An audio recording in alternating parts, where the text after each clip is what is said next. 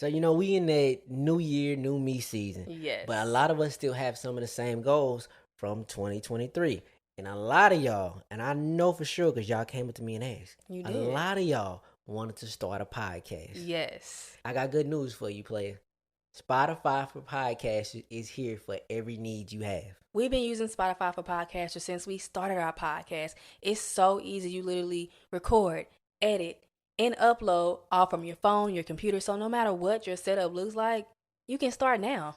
Yes, get your conversations, your opinion, your views out to the world. People need to hear you. You can distribute your podcast to Spotify and anywhere else that podcasts are heard. With Spotify for podcasters, you can earn money in a multitude of ways. Ads or podcast subscriptions. I mean, it's an easy way to get your visions out to the world and earn some extra pocket change. Yeah, my favorite thing about all of this is free 99. Yes. They don't charge you a dime. So you really got nothing holding you back. Today, not tomorrow, today. Let's be heard. Spotify for podcasters. Let's be seen.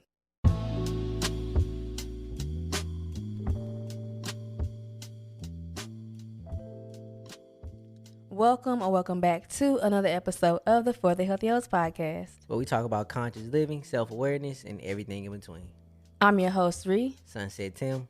Thank you so much for joining us and allowing us to be a part of your journey. Yes, and today we will be speaking about... First of all, sir, we don't jump into it. I know you're new here. Oh, okay. I forgot you like to give a check-in. I'm sorry. We are so happy to be here. It's been like a long couple of days, y'all. So we just really happy to be here. We hope that y'all are well. Let us know how y'all are doing. Yeah, we are happy to be here. Hope y'all having a good life. Hope y'all ate something good this morning. Hope y'all got good sleep. Hope y'all ready to tackle the day, you know what I mean, and really get this going. I love that. See, you're doing good. Yeah, thank you. You're doing good, sweetie. Good as well. Thank you. So today we want to talk about money and spirituality.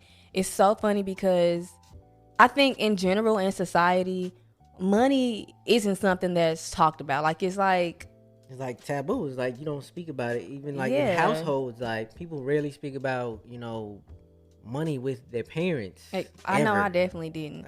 And furthermore, money and spirituality as well. I feel like people don't think those two go hand in hand. I have to say that I've been guilty of that thought as well. But, spirituality is about expansion and so is money. So the two go hand in hand. Yeah, so let's talk about it. We're going to talk about our experiences, our spiritual lessons, and we're going to end it off with some affirmations for y'all. Absolutely. So, our first relationship with money, of course, starts as children, right, in the household. You want to tell them how that may have been in your household? Yeah. Was there a money discussion in your house? Absolutely not. We kind of talked about it very briefly the other day, and my early childhood, I didn't really think a lot about money. Mm-hmm. I am my only child, and I got everything that I needed and everything that I wanted. So I never had any thoughts surrounding money. You know what I'm saying? I never really experienced lack. But in early childhood, I never experienced that. But no, it never got talked about. And if my mother was struggling, I didn't know. I had no idea that she was.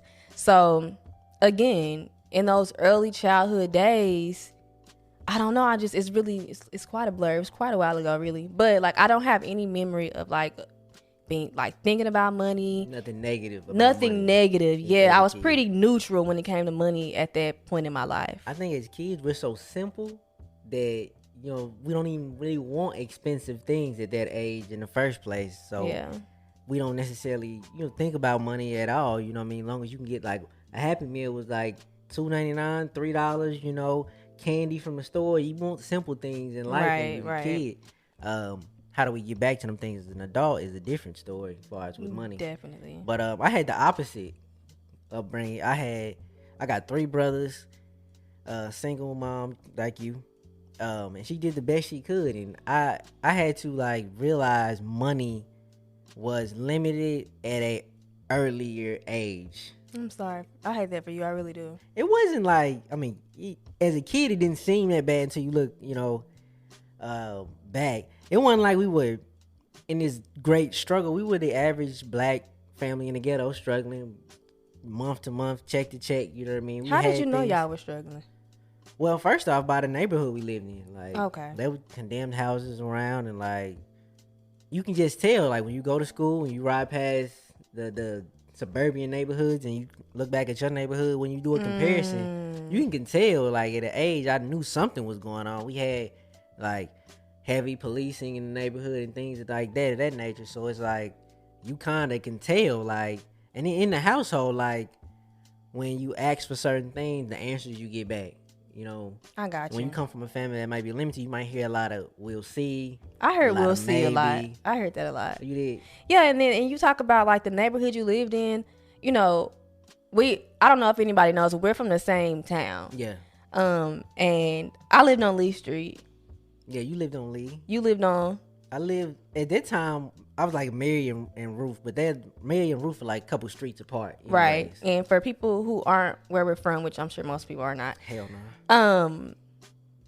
Lee and Ruth is pretty much the hood. Right? Yeah, it's the hood. Pretty much like Ruth is the heart of the hood. Right. And then Lee is more that area that's Lee got nice houses on certain like blocks and certain streets, so it was more closer to the outskirts. Okay. Of the actual like center of the hood. Okay. But it was still part of the hood for sure. Yeah. Like Lee Street definitely had its fair share of shit going down back in the day. For sure. Absolutely. Got their ass beat on Roof. I mean on Lee and Roof, like for sure. But down the hill. Yeah, down the hill. Back we from is down the hill. Like this is like a small, like I said, we come from a small average ghetto like side of town, you know what I mean? Nothing spectacular. My poverty wasn't we were sleeping on the floor. I had a bed and all right. Like that. It wasn't no like extremely. We just didn't have the extras. Exactly. And I, as a kid, I knew that, and I knew we had to spread the wealth around. I knew. You have how many brothers? I got 3, and I'm the second oldest. And I wanted my little brothers to have things, so I got introduced to like having limits. Yeah. Very early on in life. So, yeah. And they kind of set up like your relationship with money as a young adult coming into the teens where you can actually know like what the money situation is. Definitely. And going back to early childhood, you made me think about something. I am an only child, wasn't an only child, but I have 2 cousins that I grew up with. And I could tell early on that I had more than what they had, like if that makes sense. So I would go there pretty much every weekend. I would notice like, they didn't have all the things that I had. So I think because of that, I didn't really think about money. Like I feel like you said, the struggle early on makes you really think about money or have an attitude or a particular energy surrounding money. Yeah, it just kickstarts your relationship with money a little earlier than it might somebody else who comes from, like I said, a background where money was never an issue and they got what they needed at all times. And money may have been an issue because the thing is, and to this day still, my mom isn't that honest with me when it comes to things. Yeah. And a part of me appreciates that because I think that a kid should be able to stay a kid as long as they can. As possible, absolutely. Right. But a part of me is like, it's like a part of me is like, and I'm as parents now, like I like for our kid to kind of know where that family is, the empire is right now. Like my daughter is not in the closet about our money. We've never put her in the closet about it. I always thought that it was a good thing she knew where the family stood, kind of, because like once you get older, you kind of know, you need to know what your family needs, like, because I think this life thing is about like the family kind of taking care of each other and being an actual unity. In community. And you can't be a part of community if you don't actually know what's going on, or if there is a problem, or if there is a struggle for the community. And correct, I agree with that. But also, we aren't just like, I don't know, we tell her things without telling her things. Yeah. I wanted that to be clear. She don't know every single detail. She don't know the exact amount of dollars we have. But when she asks us about like certain things, and like we kind of let her know, like, we on the rise, like we coming up, like, you know what Exactly. I mean? I don't never like try to hide it to us, try to make it seem like we got more than what we have. Right. But not trying to downplay it either. Like we let her know, like, hey, you know, like we trying to build this thing. Yeah, we're building this thing, and she like, sees that, and she's very proud of it. She is. She's proud to tell people her dad raps. She's proud to tell people that her mom is a content creator, you know, business owner. She's proud of that. But I feel like if we kept her in the dark until we were successful, she wouldn't understand this entire climb. Facts. And whatnot, because she's a part of it too. Like, yeah, and I don't want to keep her in the closet about what we got going on. We never do, though, in the first place. Yeah. And our youngest daughter, she don't give a fuck. Yeah, she don't give a damn. Not yet. Yeah. So she get to totally, you know what I mean, just run around and be herself. With that being said, like, how do you feel your younger childhood shaped your early adult relationship with money? I feel like once we grow up, we get a little older, our eyes are more open to things. Maybe I was a little oblivious, you know, when I was a kid. Yeah, I get that. My eyes are opened up more. You know, I've lived a little bit more life. And when I was in high school, I think my mother actually lost her job. She actually was laid off from her job, and that's when I kind of like experienced a little bit of struggle in my, young adulthood. Mm-hmm. But yeah, it made me really feel like, because I think we talked about this. I've never met anybody who loved what they did for a living. Yeah, we spoke about that. Mm-hmm. It made me feel like I had to do things that I hated or I didn't like to make money. Mm-hmm. Because what we witnessed in our, like, to this day, I still don't personally know anyone who loves their job, who loves what they do. You know, they work a 9 to 5 that you can call and they say, I love what I do. I wouldn't do anything else. Exactly. What we witnessed and are still witnessing is people surviving. Yes. Doing what they had to survive. You know what I'm saying? To get money. Like, some people may feel like that's the only way. Absolutely. And I think that survival mode has hindered so many people to actually doing what they want to do in life instead of doing what they have to do in life. And I know it's a time period where you got to do what you got to do. Like, it is what it is. Of course, we come from that background. I understand that 100%. Definitely. But I don't think you have to be a prisoner to it at all times. Definitely. And the thing about it is hard to get out of that mindset. My best friend opened up a daycare. So, like, now she's going from, like, that 9 to 5 mindset to working for herself. And she literally is like, I got to get a job. I got to get me a 9 to 5. I got to get a job. And I'm like, why do you have to get a job? Because, like, she's making money from her daycare. She's like, I don't know. It's just what I always did. It's like, it's what I've always done. And so, like I said, it's just really hard to get out of that mindset, especially, like, when you've done it for years. It can be hard, and it can definitely, like, be a mental fuck, like a mind fuck. Like, you know what I'm saying? Yeah, absolutely. Because, I mean, she making good money from what she doing, but I feel like once you step out of there, you get out of survival mode, you try to do something for yourself. It's almost like, it's like somebody telling you, like, to sit down right here. The universe telling you to sit here in an invisible chair, so you don't know, like, you can't see the chair, but the universe is telling you to trust it. Yes. And you kind of feel like you finna lean back and bust your ass, you know what I mean? Just a little bit. The amount of trust you have to have when it comes to, like, working for yourself. And, like, we always say that because that's our perspective. Like, you know, entrepreneurship is our perspective. But you really have to have trust in the universe when it comes to that. Now, do I believe it's possible for you to have a 9 to 5 that you love, a job? Yeah, absolutely. I didn't experience that, but I definitely think it's possible. Yeah, for sure. I think there are plenty of people that are listening to this, or plenty of people out there that are in love with what they do. But I do think it's a rarity that you have people that absolutely love what they do for a living. I'm talking about they love the money, they love the impact it has on the world, the location, company. I don't know nobody in my phone that I can call and they just, like, love it.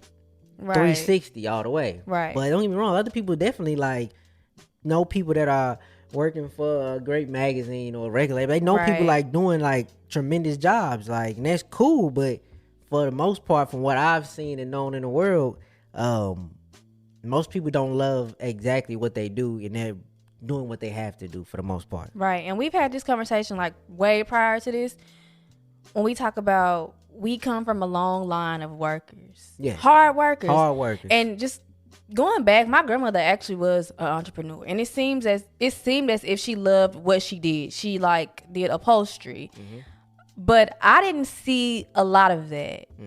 I wasn't born yet. She was a mayor as well too. Don't forget that. She was the mayor as well. Yeah. She was the mayor. Shout out to Betty. Shout out to Betty who paved the way. But yeah, I didn't see a lot of that though. Like I said, I was not born yet. When I did, I think she was on like the end of it. Like she got really sick, so I did want to say like, you know, my grandmother, you know, she was that girl. She was that girl. She was a hustler. But like we were saying, we come from a long line of hardworking women. Yes.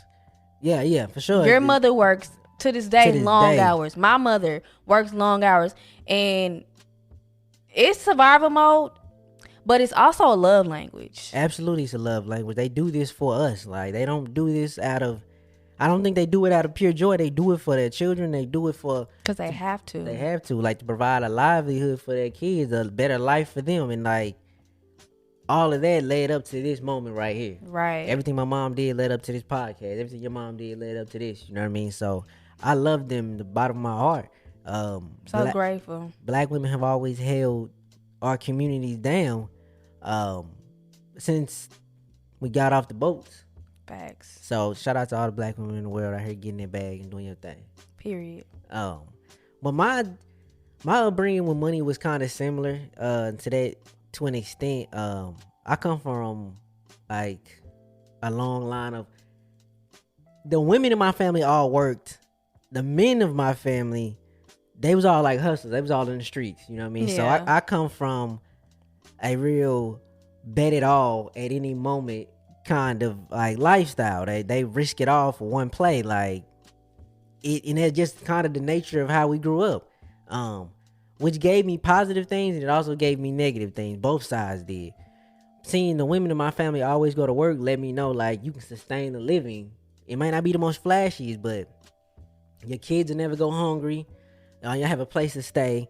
It let me know that, like, okay, if you do get a job, you won't starve, but you won't necessarily thrive. And then the hustlers, the men on my side of the family, they was really risking it all, and like at times they was up, like they were really up. And your papa, my grandpa was like the kickstarter to it all. Snap, the OG, the legend himself. Like, he had a farm, he had a club. So Hooch, like, he did everything under the sun to get him some bread. Like, he played no games. Like, period. Like, facts. He was really one of them dudes, like, in his time. And like, that set up the hustling side to me that always made me want to go be ambitious and like have something for myself instead of like going to work for somebody. And there was nothing wrong with that, but they always made me realize, like, they always made me come back to like bet on yourself. Definitely. Do something for you out here, because at the end of the day, that's who's looking out for you. Yeah. Despite what they did, you know, for a living, they did teach me that much. Like, and the positive thing from them was that you could always bounce back. I never have had a fear of falling off. Facts. With money, like, I've never had a fear of falling off. I've seen too many hustlers lose it all and come back. Like, I've seen too many of them for me to be scared of falling off. That was the positive side. The negative side of what they did was the inconsistency. Because when you do jump out there on your own, ain't nothing guaranteed. You know what I mean? That's like, in business, your next check is not a guarantee at all. Like, the next customer is not guaranteed. Our next podcast episode, it's gonna do fire, believe me. But believe me, but it's not guaranteed to do that. Like, it's not. Nothing is guaranteed, yo. The inconsistency was the negative side of all that. And I then, as I grew up, had these two things pulling me to take a risk, and then others to like fall back and save for a rainy day. And for too long, to save for a rainy day kind of like was my life. And it kind of, for me, I feel like it held me back financially, like saving when I should have been investing in me the entire time. Ooh, facts. Like, facts. I feel like I personally robbed myself of plenty opportunities or plenty like times to really like raise up, like really go up on myself, but Yeah. it was held back because I was too scared of the inconsistencies, like from my male side of the family and from the women's side. I was just playing it safe, Yeah. and Definitely. that just kind of hindered my young me with money. And my young me with money, I know I talked about it a little bit, but I did want to say that the lack of the money conversations, it made me fear money. It made me fear money. I was scared of money. I didn't want to talk about it. You ever bring up, in the past you've brought up our finances, and I'm like, immediately I get so much anxiety. Sweaty palms, sweaty pits. A lot of people, like, you bring up money and they just like sweating. Yeah, because like those aren't conversations that we usually, like, that I grew up having. Healing from that, I learned to just like try to educate myself when it came to money. Like, I feared it because I didn't know it. We didn't talk about it. Fear the unknown. I feared the unknown. Exactly. I get exactly. that. And I'm with you. Like, when you don't have, I think people's biggest fear is like learning about money or understanding money or lack thereof. Exactly. That's what most people fear about money. Exactly. But once you educate yourself, you have a lot more confidence when you see money, speak money, or you think about making money. The more knowledge you have about it, the more comfort you can have in that realm. Definitely, 100%. The biggest lesson is money feels what you feel. Exactly. Like, money is neutral. Yeah, it's neutral. Whatever energy, whatever feeling you give money, it'll give back to you. 100%. So if you lacking, money gonna lack to you. Like, definitely. If you feel like it's hard to make, then money will make sure it's hard for you to make it. Like, definitely. And on the flip side, if you feel like it's easy to make money, you will be so much more what's the word I'm looking for? Inclined to take those risks to get that money. And then, like, speaking of taking risks, I've learned that this is kind of money related, but just life related as well. If you don't take risk, you're gonna always be where you were. Facts. There's not gonna be any change. None. You're not gonna get anywhere. You're gonna get what you always have gotten. Yes. What's the saying that insanity is doing the same thing over and over and expecting a different result? Man, that will plague you with money. You know what I mean? And just thinking about, like, I used to feel like when we talk about spirituality and money, I feel like people, and me, I'm people, think that the two don't go together. Like I said before, when it's okay to want things, it's okay to desire things. Literally, we were put into the physical realm. We were put here on earth to enjoy abundance, like, you know what I'm saying, to enjoy life. And abundance isn't just financial. It's literally health. It's literally peace. It's happiness. It's joy. We will put here to enjoy this physical experience. So don't let that hold you back. So it's okay to want things. My thing is, don't worship money. Yes. That's what I'm trying to say. Do not worship money. You know what I'm saying?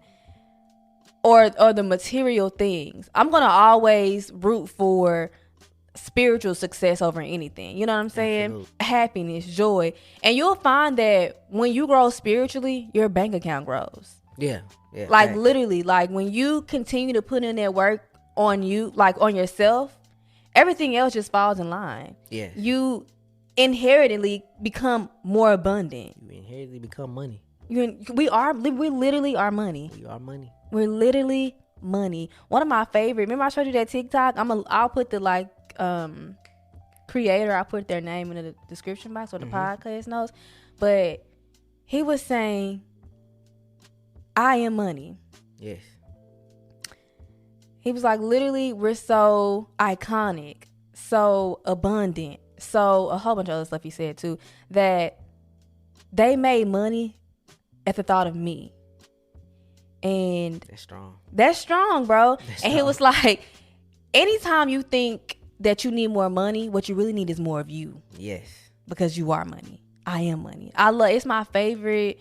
I literally wrote that in my notes and I was saying it over and over and over. It's so powerful. We literally are money. And once you understand that, I feel like the fear and, the weirdness, or about, you know what I'm saying, about money, it leaves. We are money. We deserve money. We deserve abundance. I love that. We deserve money.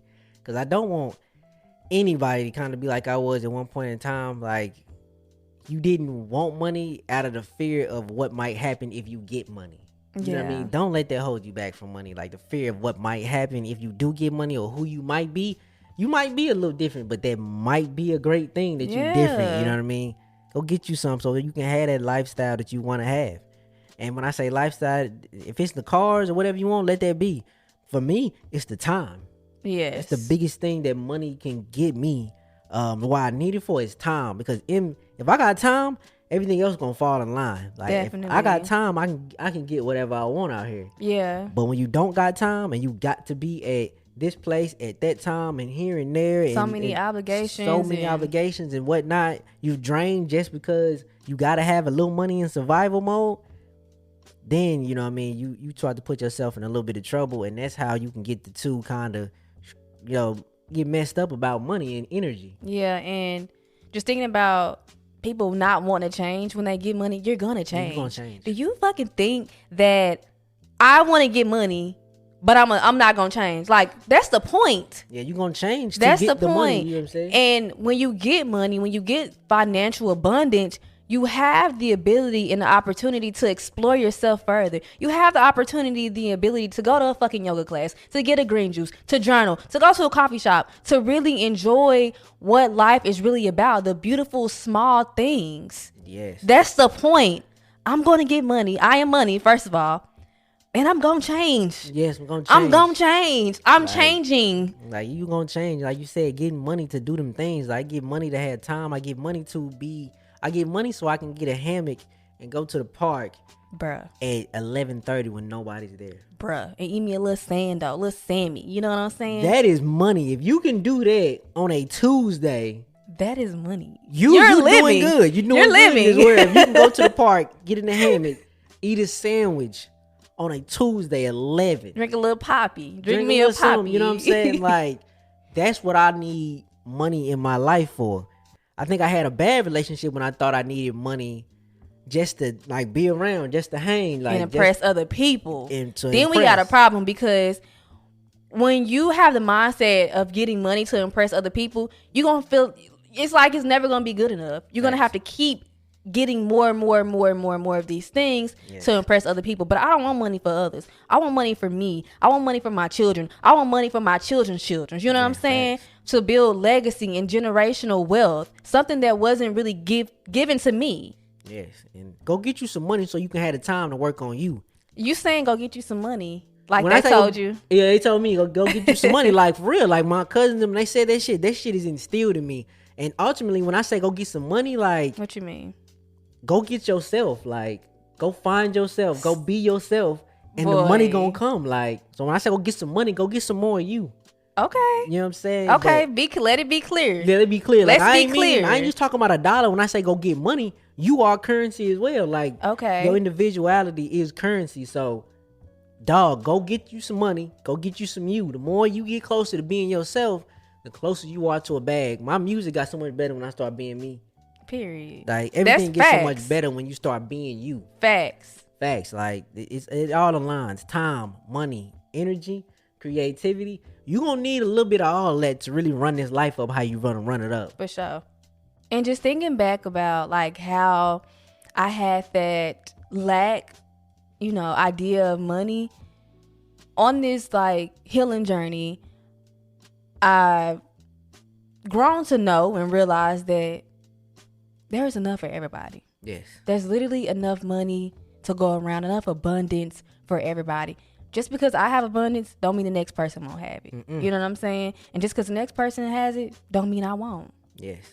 And y'all know I always talk about Deepak Chopra, the 7 spiritual laws of success, the law of giving. He literally says money is like a river. It flows. Literally, you have to give to get. Literally, money flows. You know Absolutely, what I'm saying? Yes. And it comes to me. It comes to you. It comes to us easily because it flows. The spiritual side of it is to keep it flowing, keep your energy going in that good pattern. You know what I mean? Mm-hmm. Energy in, energy out. It's a beautiful flow.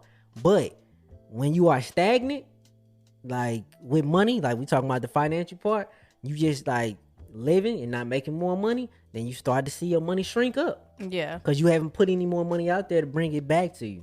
Make sure you got a good flow. Like, this is spirituality and money playing together. Find your zen out here, dog. Definitely. And watch the bag grow. Watch it grow. Hit me with some of them good, peaceful money affirmations one time, Riri. Okay. I am money. I am money. Bow your heads. Bro, I'm hollering. Stop. Nah, Riri, hit my soul. Let me hear it. Money comes to me easily. Money comes to me so easy. I deserve money. I am worthy of money. I'm worthy of abundance. I deserve money. I love money and money loves me. I love money and money loves me. Money comes frequently and abundantly. Money comes frequently and abundantly, period. I get to make money just by being me. It's that easy. I get to make money just by being me. I don't need money. Money needs me. I do not need money. Money needs me. On gang. Gang. On that note, thank you guys so much for joining us today and, finally talking about these money conversations. Yes. So now approach your money relationship with confidence and know that you are abundant. You are money. I'm sending you so much love, so much peace, and so much abundance and everything you need in this exact moment. We love y'all, and we will see y'all next week. Bye.